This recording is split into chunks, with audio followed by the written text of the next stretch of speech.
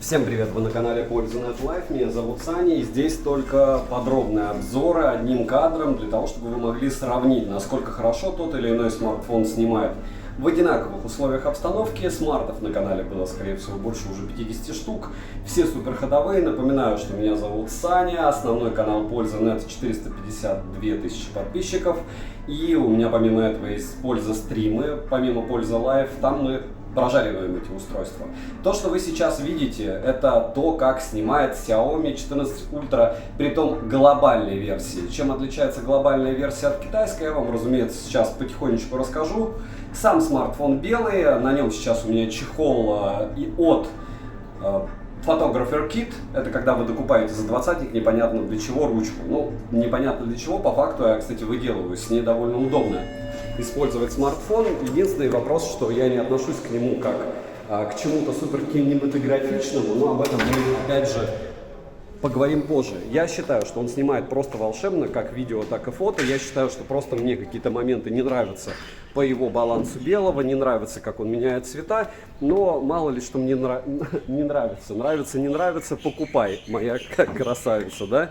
И я, разумеется, его купил. До этого покупал Xiaomi 14 Ultra китайской версии. Камеры сейчас здесь протерты по максимуму. И из интересного, первое, с чего мы начнем, разумеется, с того, чтобы вы мне написали: Саня, продолжай, поставили лайк, колокольчик и оставили какой-нибудь комментарий. Почему? Потому что вы видите, что у меня какие-то пробелы из разряда я делаю, потом не делаю эти обзоры. И обзор одним кадром довольно специфическая вещь. Как говорится, отдача меня за них мучает. Почему? Комменты я ваши читаю. И многим, я думаю, продавцам не нравится подобный подход, потому что люди, которые собираются приобретать, могут всегда открыть мои Польза стримы канала, посмотреть обзор одним кадром, сравнить, что и как работает в одинаковых условиях, и потом сделать выбор. Почему я про это говорю? Потому что вот сейчас вы видите, как, допустим, снимает это устройство. В 4К 60 FPS снимает много кто. Этот может снимать так же, как и Samsung S24 Ultra в 4К 120 FPS. Насколько это полезно, это бесполезно. Почему? Потому что пропуск кадров виден, со стабом происходит какая-то беда, но опять же ты все это видишь при монтаже. Почему я об этом вам говорю? Все максимально просто. Все мои обзоры на канале сняты на смартфон, либо iPhone, либо Huawei, либо еще что-то. То есть я снимаю на смартфон. У меня есть Sony FX3 камеры, но не только для входа-выхода, какие-то подсъемы все равно происходят на яблоке сейчас, на 15 Pro и 15 Pro Max, поэтому мне ближе видео, чем фото. Еще раз объясню, кстати, по поводу фото, почему мне ближе видео. Потому что когда люди приобретают смартфон для фото, они забывают, что у фото очень сильно нужен мозг. Если при видео ты можешь просто-напросто наснимать очень-очень много и потом нарезать, то при фото мозг нужен очень сильно. По поводу комплекта, смотрите, я сейчас сразу начну с большого, хорошего и плохого. Я приобрел, получается, смарт вместе по предзаказу за рубежом, вместе с китовым комплектом для, получается, съемки, фотокит. Притом сам смартфон белый, а китовый комплект для съемки у меня черный. И он мне обошелся, получается, со 120-ваттной зарядкой. В самом смарте ее не было по какой-то непонятной мне причине. Сейчас я скажу, 40 на 2,7, где-то 100 тысяч рублей. Плюс-минус, скорее всего 97. Сейчас, опять же, не в России, он продается за 35 тысяч, сейчас я вам скажу. Где-то 87 тысяч стоит один смартфон, просто вот глобальной версии, не в России, со всеми налогами. То есть это не Али, ничего. Вот примерно как оценивает свою новинку Xiaomi. Почему?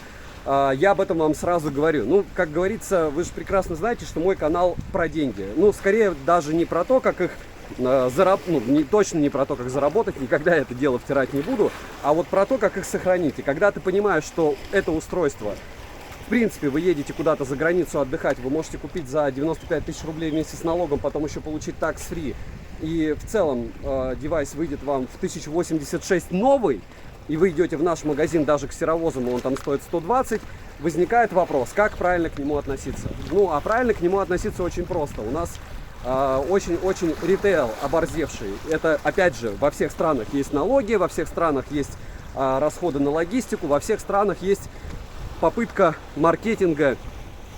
И, опять же, я цены говорю для стран, в которых налоги выше. То есть, не говоря в Европе. В Европе там какой-то космос. Но вот если вы полетите в Азию, то за 1092 вы сможете это дело приобрести. Надеюсь, это не змея, не сожрут. А в целом комплект по поводу 120-ваттной зарядки, никаких 35 минут зарядки у вас не будет, но в районе 40 вы будете его заряжать.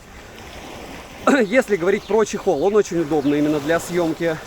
То есть у вас получается как полноценный фотоаппарат, ручку можно настраивать. Но ее, повторяюсь, нужно докупать отдельно, либо брать комплектом у кого-то. По поводу выходов. Здесь нет мини-джека, разумеется, есть Type-C-шник. Китайскую версию и глобальную я топил, они не утонули. IP60, по-моему, 7 или 68, по-моему, 67, можете меня поправить. Но повторяю, что вот этот обзор, это не про сам смартфон, это скорее всего про съемку. То есть вы по большому счету можете отключить просто-напросто мой голос и посмотреть, как он будет снимать. Вот сейчас вы видите, кстати, ультраширик, основа, X2 кроп, 3.2, ну точнее зум оптический, и телевик X5. О, с телевиком, видите, какая беда была. И давайте X15 максимум. Съемка очень хороша, но есть маленький момент. Я думаю, вы сейчас это заметили. У него очень сильно меняется температура цвета и света, правильно, при смене модулей. При том, что сразу камень в огород Xiaomi. Те же деньги на территории Российской Федерации продается S24 Ultra или вообще линейка S24, которая тебе помимо стилуса еще и дает возможность переключения камер. И теперь сразу к косякам. Я, как мне говорят уже подписчики, постоянно задолбал, извините за мой французский, вспоминать все время про недостатки. Но повторяюсь, мой канал про недостатки. Если вы хотите что-то купить, смотрите рекламу, окей? Не смотрите мой канал. Если вы хотите купить и не влететь, желательно привыкать критично мыслить. А критично мыслить можно по поводу чего? Если ты приобретаешь, допустим, тот же Xiaomi, то у тебя есть вероятность того, что они пришлют обнову тебе. На HyperOS это не было, но на MIUI было. И смарты ушли в ребут. Я думаю, многие помнят эту историю. Разумеется, ее замяли, разумеется, смарты не погибли, но у людей истерлась вся информация. Люди, которые обычно приобретают смартфоны по $1000, им есть что? В блокноте записывать, и иногда это драматично, если у тебя нет этого дела копии. Было такое один раз. Косяки случаются, но почему-то их не форсят. По поводу утопления. Очень странно, что форсят утопление Xiaomi. Xiaomi у меня ни разу не тонули. Притом я топил и те смартфоны, которые у кого-то тонули. Притом я в это, разумеется, верю, что у кого-то тонул смарт. Если говорить про Samsung, то тут другая история. У них Samsung Pay был отрублен. У кого-то удалены карточки, у кого-то нет. Почти у всех работает MirPay. Пока решение есть. Но мы прекрасно понимаем, что сегодня есть решение, а завтра решения не будет. И Samsung уже показал свое истинное лицо. Но в ультре за те же деньги плюс-минус у нас есть стилус, который вполне возможно вам будет не нужен, а может и будет. Но это отдельное устройство, прям отдельное. И у них есть еще один момент. Матовое стекло с антибликовым покрытием. Помимо этого, они могут переключаться с основного модуля, ультраширика и телевика, на фронтальный. И для съемки это очень удобно. Разумеется, у Xiaomi 14 Ultra есть направленный микрофон, которым он сейчас и пользуется, притом эффективно. Экран супер яркий, все тесты вы можете посмотреть на канале, чтобы вы понимали, почему я, наверное, так долго делал обзор именно одним кадром именно на глобальную версию. У меня глобальная версия сейчас. Я ждал обновы все пришли, и я, если честно, не знал, что вам еще рассказать. Это 6-й обзор. Вы понимаете, это 6-й обзор на один и тот же девайс. Я этого делать не люблю, но это надо делать. Почему? Потому что вы четко должны представлять, что вы можете приобрести за эти деньги. По поводу, повторяюсь, качества фотосъемки, от которой я убежал. Размеры сенсора, алгоритмов и всего остального, они не имеют никакого значения. Вам втирают, что вам нужны телевики. Почему втирают? Потому что если вам нужен телевик, вы без вот этих вот «вам нужен телевик» будете это знать. Если я, допустим, знаю, что для моих задач у iPhone 15 Pro Max телевик X5 это просто мракобесие. То есть это бесполезная штука. X3, которым снимает мой оператор Игорь, телевик, он полезен, X5 бесполезен. Для чего нужен X5? Ну, для того, чтобы людей потихо снимать, но, по-моему, это, ну, как-то не то. И, опять же, вы мне скажете, ну, вот с таким фокусным расстоянием глубина становится. В общем, те, кому надо, они и так поймут. Но те, кому надо и делают портреты профессионально, вряд ли будут для этого использовать 14 Ultra. Вот. Следующий момент, на что я хочу накинуть. Много ли вы знаете техноблогеров, которые ходят 14 Ultra? Я знаю многих, кто ходил Xiaomi 13. Xiaomi 14, скорее всего, будут ходить, потому что они маленькие, удобные, компактные. Это огромный телефон. Притом это телефон-погремушка. Что это значит? Когда у тебя Xiaomi 11 Ultra был, он гремел, там был стаб на скольких? На 2, по-моему, модулях. Здесь стабилизатор оптический на всех. Да, когда вы снимаете, нету этого. Но когда вы не снимаете, у вас в руках просто огромная погремушка. Вот. Если говорить о процессоре, Snapdragon 8 Gen 3, 3D Mark он не проходит без морозилки никак. То есть он все равно такой огромный телефон, такой большое пространство для охлаждения и печаль. По поводу китайской глобальной версии. Смотрите, глобалка имеет на 300 мАч меньше аккумулятор и не имеет eSIM, барабанная дробь. Да, все бенды, вся агрегация частот, что необходимо, но нет eSIM. Чего? Я не знаю, у меня Samsung A55 мракобесный, то есть это самый, ну почти самый убогий. Там еще A35, я на него тоже сделаю обзор, A15 есть. У Samsung это один из самых убогих смартфонов. Там есть eSIM, здесь нету. Серьезно. Аккум какого лешего они сделали меньше. По поводу шима и всего остального можете посмотреть. Ничего плохого я не вижу. Если говорить про экран, он прямой, мне этим он нравится, но у него есть небольшие закругления. По поводу звука, вибро и всего остального, все очень относительно. Вибро я бы выбрал OnePlus-овское. Здесь, скорее всего, из-за развесовки, потому что вибро хорошее, но его не хватает чуть-чуть. Он большой, реально большой тяжелый смарт. Если говорить по поводу переменной диафрагмы, которая кому-то необходима, ну, друзья, у вас есть смарт за $200, прямые руки и Google камера. И вы можете уделать любого, у кого там будет за $1500, но кто с обезьяньим взглядом будет вот так вот бегать и фотографировать. Смарт за тебя не отработает. Только вот это смарт обезьянки. Ты можешь фоткать вообще не думая, и он за тебя все подумает.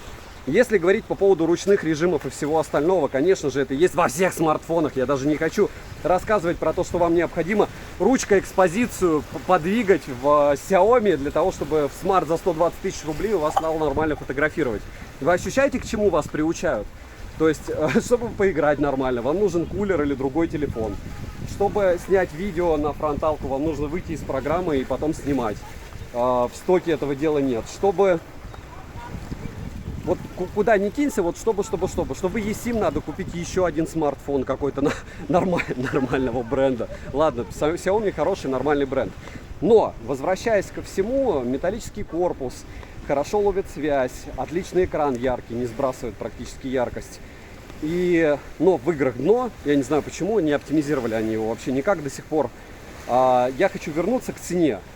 То есть я могу сегодня его купить в ритейле, но не российском, за 96 тысяч рублей. Люди, которые просто делают безумное количество бабла в России, посмотрите, надеюсь, кто-нибудь этот обзор и имейте совесть. Не имейте ее, как вы сейчас имеете, а имейте в плане, сделайте хотя бы сальдо ниже сотки.